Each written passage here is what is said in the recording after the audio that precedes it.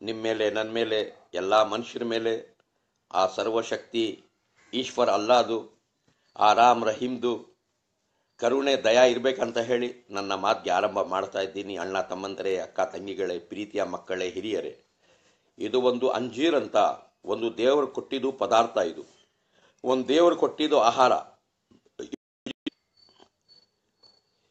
ಇದಕ್ಕೆ ಅಂಜೀರ್ ಅಂತ ಹೇಳುತ್ತಾರೆ. ಇದು ದೇವರು ಕೊಟ್ಟಿದ್ದು ಒಂದು ಆಹಾರ, ಒಂದು ಪದಾರ್ಥ. ಇದು ನೋಡಿ, ಇದು 800 ರೂಪಾಯಿ kg ಉಂಟು ಅಂಗಡಿನಲ್ಲಿ. ಇದು ತಗೊಂಡು ಜೈತೂನ್ ಎಣ್ಣೆ ತಗೊಳ್ಳಿ, ಆಯಿಲ್ ಅಂತಾರೆ, ಜೈತೂನ್ ಎಣ್ಣೆ. ಅದು ಒಂದು 1000 ರೂಪಾಯಿ kg ಇದೆ, 1200 ರೂಪಾಯಿ kg ಇದೆ. ತಗೊಂಡು ಇದು ಎಣ್ಣೆನಲ್ಲಿ ಹಾಕಿ ಇಟ್ಟು ಡೈಲಿ 3-4 ಪೀಸು ಡೈಲಿ ತಿಂತಾ ಇದ್ರೆ ನಿಮ್ಮ ಯವನ ಯಾವತ್ತೂ ಕಳ್ಕೊಳ್ಳೋದಿಲ್ಲ. ಒಂದು, ನಿಮ್ಮ ನರ ವೀಕ್ನೆಸ್ಸು ಯಾವತ್ತೂ ಬರೋದಿಲ್ಲ. ನಿಮ್ಮ ಮೂಳೆ ಎಲ್ಲ ಗಟ್ಟಿಯಾಗುತ್ತೆ, ನಿಮಗೆ ಸೌಂದರ್ಯ ಹೆಚ್ಚಾಗುತ್ತೆ. ಶುಗರ್ ಯಾವತ್ತೂ ಬರೋದಿಲ್ಲ. Sugar, BP, heart attack, gas trouble, ಕೈಕಾಲು ನೋವು, ಸೊಂಟೆ ನೋವು ಯಾವುದೂ ಬರೋದಿಲ್ಲ. ಅಂಥ ಆಹಾರ ಇದು. ಅಣ್ಣ ತಮ್ಮಂದರೆ, ನೀವು ತಿನ್ನಿ, ನಿಮ್ಮ ತಂದೆ ತಾಯಿಗೆ ತಿನ್ನಿಸಿ, ನಿಮ್ಮ ಹೆಂಡತಿ ಮಕ್ಕಳಿಗೆ ತಿನ್ನಿಸಿ, ಇನ್ನೊಬ್ಬರಿಗೆ ಹೇಳ್ಕೊಡಿ ಇದೆಲ್ಲ. ಯಾಕಂದರೆ ಇದು ದೇವರು ಕೊಟ್ಟಿದ್ದು ಒಂದು ಗಿಫ್ಟು ಅಣ್ಣ ತಮ್ಮಂದರೆ. ಯಾಕಂದರೆ ಈಗ ಕೊನೆ ಗರಂತನಿಂದ ಶುಗರೂ ಇದರಲ್ಲಿ ಕಂಟ್ರೋಲ್ ಆಗುತ್ತೆ. ನೋಡೋದಕ್ಕೆ ಇದು ಶುಗರ್ ಕಂಟ್ರೋಲ್ ಆಗುತ್ತೆ. ಸರಿ, ಈಗ ನಾನು ಕೊನೆ ಗರಂತನಿಂದ ಒಂದು ಶ್ಲೋಕ ಓದ್ತಾ ಇದ್ದೀನಿ. ಆ ಶ್ಲೋಕ ಏನಂದರೆ, ಆ ಸರ್ವಶಕ್ತಿ ಈಶ್ವರ ಅಲ್ಲ ಏನು ಹೇಳ್ತಾನೆ, ಆ ಸರ್ವಶಕ್ತಿ ಶಿವ ಏನು ಹೇಳ್ತಾನೆ, ಮನುಷ್ಯ ತಿಳ್ಕೊಂಡ್ಬಿಟ್ರೆ ಅಹಸನು ತಕ್ವೀಮ್ ಅಂದರೆ ಎಲ್ಲ ಪ್ರಾಣಿಗೇನು ಸೂಪರ್ ಗ್ರೇಡ್ ಅವನು ಆಗ್ಬಿಡ್ತಾನೆ. ಎಲ್ಲ ಪ್ರಾಣಿಗೆ ಒಳ್ಳೆ ಪ್ರಾಣಿ ಆಗ್ಬಿಡ್ತಾನೆ ಮನುಷ್ಯ. ತಿಳಿಲಿಲ್ಲ ಅಂದರೆ ಅವನ ಮನುಷ್ಯ ತತ್ವ ಏನು, ಆ ಮನುಷ್ಯನಿಗೆ ಹುಟ್ಟಿಸಿರೋನು ನನ್ನ ಸೃಷ್ಟಿಕರ್ತನ್ ಯಾರು ಅಂತ ತಿಳಿಲಿಲ್ಲ ಅಂದರೆ ಅಸ್ಫಲ ಸಾಫಿಲೀನ್ ಅಂದರೆ ಎಲ್ಲ ಪ್ರಾಣಿಗೇನು ಕೀಳು ಅಂತ ಹೇಳ್ಬಿಟ್ಟ ಅಣ್ಣ ತಮ್ಮಂದರೆ. ಯಾಕಂದರೆ ಮನುಷ್ಯ ಇದ್ದಾನಲ್ಲ, ಒಂದೊಂದು ಸೆಕೆಂಡ್ನಲ್ಲಿ ಒಂದೊಂದು ಆಕ್ಟಿಂಗ್ ಮಾಡ್ತಾನೆ. ಮನುಷ್ಯನಿಗೆ ಕೋಪ ಬಂದ್ಬಿಟ್ರೆ ನೋಡಿ, ಮನುಷ್ಯ ಒಳ್ಳೆಯವನಾಗ್ಬಿಟ್ರೆ ಅವನು ಕಾಲು ಹಿಡ್ಕೊಂಡು ಬಿಡ್ತಾನೆ. ಕೆಟ್ಟವನಾಗ್ಬಿಟ್ರೆ ಒಂದು ಸೆಕೆಂಡ್ನಲ್ಲಿ ಕೂತ್ಲು ಹಿಡ್ಕೊಂಡು ಬಿಡ್ತಾನೆ. ಅಂಥ ಮನುಷ್ಯ ಇವನು. ಮನುಷ್ಯನಿಗೆ ಕೋಪ ಬಂದ್ಬಿಟ್ರೆ ಎಂಥ ಬಣ್ಣ ಆಗುತ್ತಾನೆ ಗೊತ್ತಾ ಅವನು. ಒಂದು ಸೆಕೆಂಡ್ನಲ್ಲಿ ಹುಚ್ಚಿನ ನಾಯಿ ಹಂಗಾಗ್ಬಿಡ್ತಾನೆ, ಒಂದು ಸೆಕೆಂಡ್ನಲ್ಲಿ ಹುಚ್ಚು ಕೋತಿ ಹಂಗಾಗ್ಬಿಡ್ತಾನೆ, ಒಂದು ಸೆಕೆಂಡ್ನಲ್ಲಿ ಅವನು ನಾಗರಾವ್ ಆಗ್ಬಿಡ್ತಾನೆ ಕೋಪ ಬಂದ್ಬಿಟ್ರೆ. ಇದು ಮನುಷ್ಯನ ಗುರುತಲ್ಲ ಅಣ್ಣ ತಮ್ಮಂದಿರೆ. ಮನುಷ್ಯ ಯಾವತ್ತೂ ಕೋಪ ಮಾಡೋದಿಲ್ಲ, ತಾಳ್ಮೆಗೆ, ಸಮಾಧಾನಗೆ, ಶಾಂತಿಗೆ ಬಿಡೋದಿಲ್ಲ. ಅವನೇ ಮನುಷ್ಯ. ಅದಕ್ಕೆ ಆ ಸರ್ವಶಕ್ತಿ ದೇವನ್ ಹೇಳ್ತಾನೆ, ಏ ಮನುಷ್ಯ, ನೀನು ಮನುಷ್ಯ ಆಗಿ ನನ್ನ ಹತ್ರ ಬಾ, ಸ್ವರ್ಗನಲ್ಲಿ ರಾಜ ಮಾಡಿ ಕಳಿಸ್ತೀನಿ. ಇಲ್ಲ ಕೆಟ್ಟ ಪ್ರಾಣಿಯಾಗಿ ಬಂದರೆ ಇಲ್ಲಿ ನರ್ಗನಲ್ಲಿ ಹಾಕಿ ನಿನಗೆ ತುಂಬ್ತೀನಿ ಅಂತಾನೆ ಆ ಸರ್ವಶಕ್ತಿ ದೇವನು. ಯಾಕಂದ್ರೆ ಅಣ್ಣ ತಮ್ಮಂದರೆ, ಒಂದು ದಿವಸ ನಾವು ಸಾಯಲೇಬೇಕು, ಸಾವು ತಪ್ಪಲಿಲ್ಲ. ಈ ಬಾಳು ಶಾಶ್ವತ ಅಲ್ಲ, ಈ ಬಾಳು ನಶ್ವತ. ಒಂದು ದಿವಸ ಹಾಳಾಗೋ ಬಾಳಿದು. ಅದಕ್ಕೆ ಸಾಯೋ ಮೊದಲು ತಿಳಿರಿ, ಅಹಸನು ತಕ್ವೀಮ್ ನಿಂದ ಬಾಳಿ. ಯಾಕಂದ್ರೆ ನಮ್ಮಪ್ಪಗೆ 2 ಮಕ್ಕಳು. ಯಾರಿಗೆ? ಶಂಕರಾಗೆ. ಒಬ್ಬ ಆದಮ್ ಅಲೈಹಿಸ್ಸಲಾಂಗೆ. ಒಂದು ಹಾಬೀಲು, ಒಂದು ಹಾಬೀಲು. ಈಗ ಈ ಪ್ರಪಂಚನಲ್ಲಿ ಇರೋದು ಇಲ್ಲ ಹಾಬಿಲ್ ತರ ಜನ ಇರ್ತಾರೆ, ಇಲ್ಲ ಹಾಬಿಲ್ ತರ ಜನ ಇರ್ತಾರೆ. ಹಾಬಿಲ್ ಅಂದ್ರೆ ಯಾರು?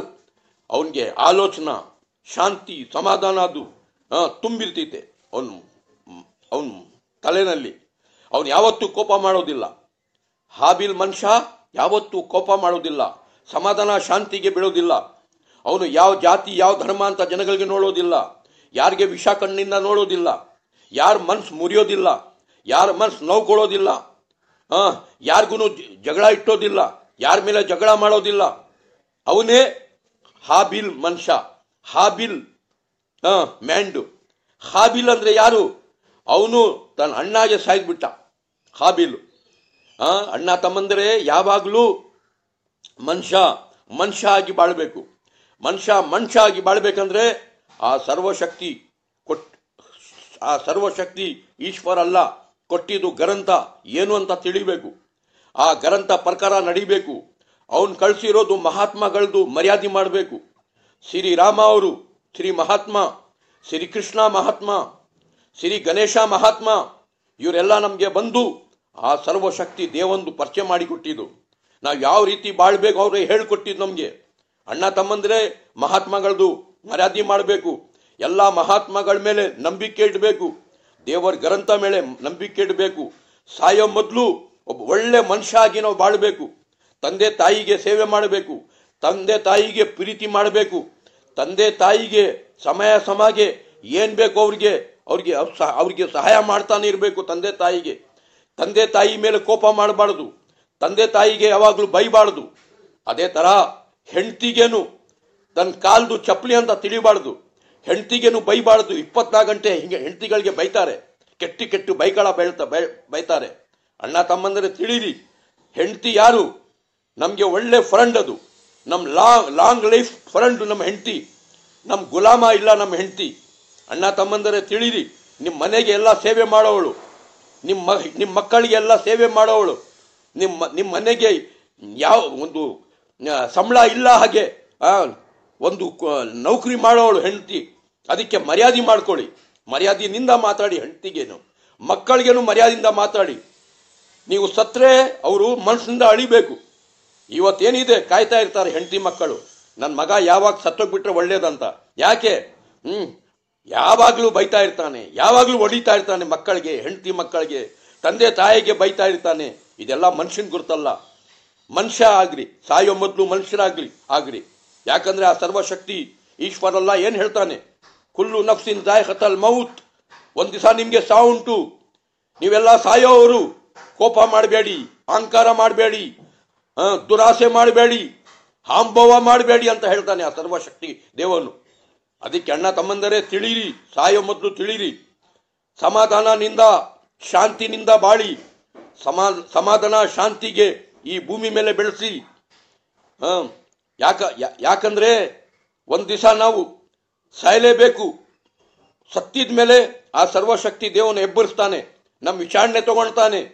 ಇವತ್ತು ನಾವು ನಂಬಿಕೆ ಮಾಡೋದಿಲ್ಲ.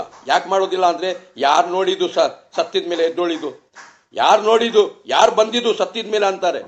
ಅಣ್ಣ ತಮ್ಮಂದರೆ ಜ್ಞಾನ ಐತಿ.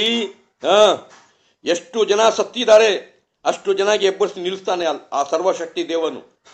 ಬರೇ ಫೋಟೋ ಹಿಡಿಯೋವನು.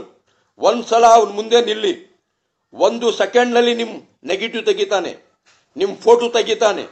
ತಿರ್ಗಾ ಅವ್ನ ಮುಂದೆ ನಿಲ್ಬೇಕಂತ ಏನಿಲ್ಲ, ಲಕ್ಷಾಂತ ಫೋಟೋ ತೆಗಿಬಿಡ್ತಾನೆ. ಅವ್ನ ಮುಂದೆ ನಿಲ್ಬೇಕಂತ ಇಲ್ಲ. ಯಾಕೆ? ನೆಗೆಟಿವ್ ಇರ್ತಿತ್ತು ಅವನ ಹತ್ರ. ಅದೇ ತರ ಆ ಸರ್ವಶಕ್ತಿ ದೇವನ ಹತ್ರ ನಮ್ ನೆಗೆಟಿವ್ ಇದೆ. ಅವನಿಗೆ ನೆಗೆಟಿವ್ನೇ ಬೇಕಾಗಿಲ್ಲ, ಅವನು ತಿರ್ಗಾ ನಮ್ಗೆ ಎಬ್ಬಿಸ್ತಾನೆ. ಅಷ್ಟು ಸೂಪರ್ ಪವರ್ ಅವನು. ಅದಕ್ಕೆ ಅಣ್ಣ ತಮ್ಮದಂದ್ರೆ ತಿಳಿರಿ, ಸಾಯೋ ಮೊದಲು ಒಳ್ಳೆ ಮನುಷ್ಯರಾಗ್ರಿ. ನೀವು ಪ್ರಪಂಚನಲ್ಲಿ ಅಳ್ಕೊಂಡು ಬಂದಿದ್ದೀರಾ, ಅಳ್ಕೊಂಡೇ ಹೋಗ್ಬೇಡಿ. ನೀವು ನಕ್ಕೊಂಡು ಹೋಗ್ಬೇಕು. ನಕ್ಕೊಂಡು ಹೋಗ್ಬೇಕಂದ್ರೆ ಪ್ರಪಂಚ ಅಳ್ತಾ ಇರಬೇಕು. ಎಷ್ಟು ಒಳ್ಳೆ ಮನುಷ್ಯ ಇದ್ದಲ್ಲಪ್ಪ, ಎಷ್ಟು ಒಳ್ಳೆ ತಿಳುವಳಿಕೆ ಕೊಡ್ತಾ ಇದ್ದ, ಎಷ್ಟು ಜನ ಮೇಲೆ ಸಹಾಯ ಮಾಡ್ತಾ ಇದ್ದ, ಎಷ್ಟು ಜನಗೆ ಉಪಕಾರ ಮಾಡ್ತಾ ಇದ್ದ ಅಂತ ಹೇಳಿ ಜನ ಎಲ್ಲ ಅಳ್ತಾ ಇರಬೇಕು. ನೀವು ನಕ್ಕೊಂಡು ಸ್ವರ್ಗಾಗೆ ಹೋಗ್ತಾ ಇರ್ತೀರಾ. ಇಲ್ಲ ಜನ ಬೈತಾ ಇದ್ರೆ, ಗಲೀಜ್ ನನ್ನ ಮಗ ಸತ್ತೋಗ್ಬಿಟ್ಟಿದ್ದು ಒಳ್ಳೇದಾಯ್ತು, ಎಲ್ಲಾರ್ಗೆ ಕಷ್ಟ ಕೊಡ್ತಾ ಇದ್ದ, ಎಲ್ಲಾರ್ಗೆ ಸ್ವಲ್ಪ ಕೋಪ ಬಂದ್ಬಿಟ್ರೆ ಬೈತಾ ಇದ್ದ, ಎಲ್ಲಾರ್ಗೆ ಹೊಡಿತಾ ಇದ್ದ, ಜಗಳ ಇಡ್ತಾ ಇದ್ದ, ತಂದೆ ತಾಯಿಗೆ ಮರ್ಯಾದೆ ಮಾಡ್ತಾ ಇರಲಿಲ್ಲ, ಹೆಂಡತಿ ಮಕ್ಕಳಿಗೇನು ಚಿಕ್ಕಾಪಟ್ಟೆ ಬೈತಾ ಇದ್ದ, ಹೊಡಿತಾ ಇದ್ದ ಅಂತ ಹೇಳಿ ಬೈತಾ ಇದ್ರೆ ನಾವು ನರಕನಲ್ಲಿ ಹೋಗ್ತಾ ಇರ್ತೀವಿ ಅಂತ ಅರ್ಥ. ಅದಕ್ಕೆ ಅಣ್ಣ ತಮ್ಮಂದರೆ ನೀವು ಅಳ್ಕೊಂಡು ಬಂದಿದ್ದೀರಾ, ನಕ್ಕೊಂಡು ಹೋಗೋದಕ್ಕೆ ಪ್ರಯತ್ನ ಮಾಡಿ. ಆ ಸರ್ವಶಕ್ತಿ ಏನು ನಿಮಗೆ ಕೊಟ್ಟಿದ್ದಾನೆ, ಬುದ್ಧಿ, ತಿಳುವಳಿಕೆ, ಧೈರ್ಯ, ಅದೆಲ್ಲ ಒಳ್ಳೆದಕ್ಕೆ ಉಪಯೋಗ ಮಾಡಿ. ಒಳ್ಳೆ ಮನುಷ್ಯರಾಗಿ ಬಾಳಿ. ಈ ಸ್ಪೀಚ್ ನಿಮ್ಮ ಮನ್ಸಿಗೆ ಹಿಡಿದ್ರೆ ಲೇಕ್ ಮಾಡಿ, ಶೇರ್ ಮಾಡಿ, ಇನ್ನೊಬ್ಬರು ವಾಟ್ಸಪ್ಗೆ ಹಾಕಿ. ನಿಮ್ಮ ಮೇಲೆ ನನ್ನ ಮೇಲೆ ಆ ದೇವರ ಕರುಣೆ ಇರಬೇಕಂತ ಹೇಳಿ ನನ್ನ ಮಾತಿಗೆ ಮುಗಿಸ್ತಾ ಇದ್ದೀನಿ.